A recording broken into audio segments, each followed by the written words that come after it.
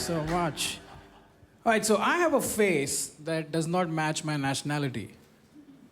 So when I travel, it becomes very awkward for other people, right? So a couple of days ago, I was here in a pub in Melbourne, and the people opposite me were looking at me, and they had this very confused expression on their face. I could tell they were thinking, which country should we ask him to go back to? And I felt really bad for them. So just to let you know, I'm from India. Okay, it's this tiny country in Asia. Not a lot of people, just 1.2 billion. And we all love Andrew Simons. So I've been here for 10 days now. And let me just say this, right, Melbourne, I love your city, okay? The weather is amazing, the people are lovely, yeah, but there are some things about Melbourne that really worry me, okay? For instance, as a comedian, I work late, right? So when I get done with the gig, I want to get off and get some food. But I can't do that because all the restaurants around here shut by 11. No. Yeah, this is supposed to be the most livable city in the world. Okay, and it's hard to live when you can't find any food. Okay, now I come from a third world country, and back home in India, okay, we have restaurants that are open 24/7, okay? That's right, I can get food whenever I want in a country where people are dying of starvation.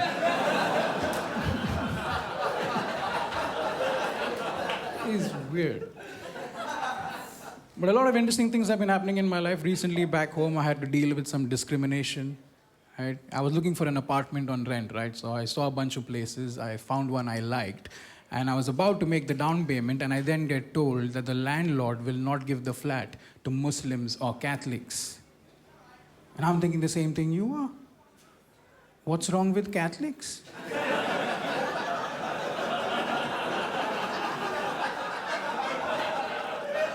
Some of you just afraid to laugh, aren't you? And don't get me wrong, right? As a Catholic, I have nothing against Muslims, okay? I just got surprised I was clubbed with them. I didn't know Islamophobia had spread to other religions.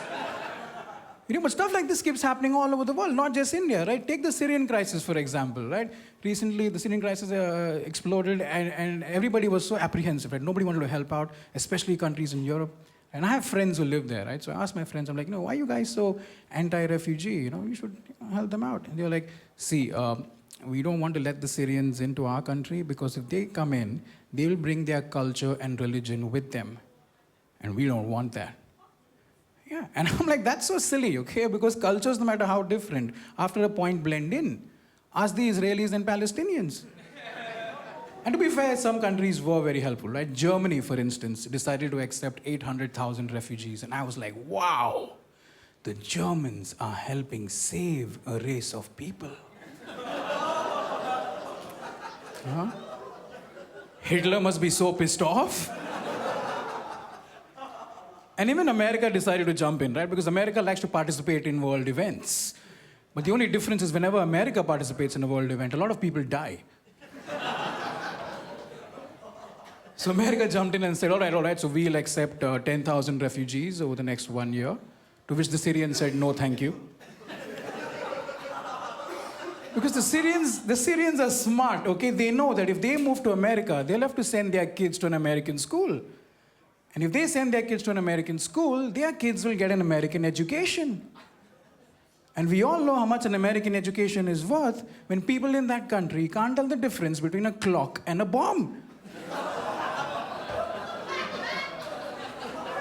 You guys remember Ahmed? Yes? Huh? And there's also that tiny possibility that if your kid goes to an American school, he might get shot. So you might as well skip the jet lag and take your chances with ISIS instead. Huh? Because at least if ISIS shoots your kid and he survives, who knows, he might get a Nobel Peace Prize.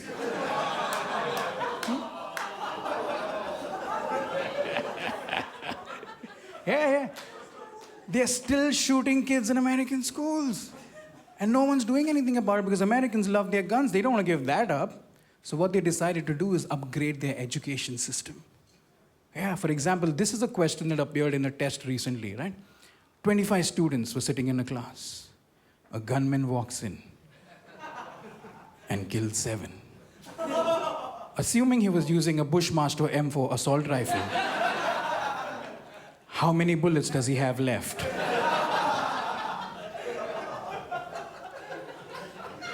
And that is a tough question to answer, even if you know your guns.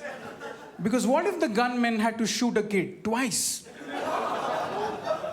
Hey, you know how today's kids are, huh? Bang! Nya, nya, nya, nya, nya. You missed. Here's a fun fact, right? This is how kids in American schools now learn how to count. 1 dead body. 2 dead bodies. 3 dead bodies. Oh no, that's a black kid. That doesn't count. 3 dead bodies. Melbourne, you've been amazing. Thank you so much. Take care. Good night.